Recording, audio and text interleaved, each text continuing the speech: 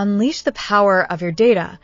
Introducing SigmaPlot 16, unveiling a suite of powerful new features. SigmaPlot 16 empowers you to delve deeper into your data whilst uncovering hidden insights.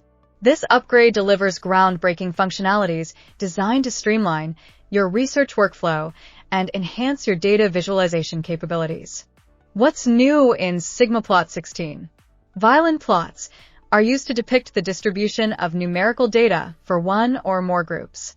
They provide the option to combine the kernel density curve, with box plots offering a more informative view of the data compared to a box plot alone.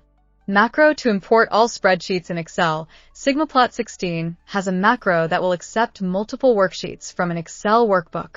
Confidence bands are used to show the uncertainty around a statistical model.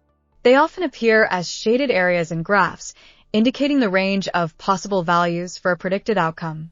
Error bands, also sometimes called error bars, are graphical representations of the variability or uncertainty associated with a data point or an estimated relationship in a graph.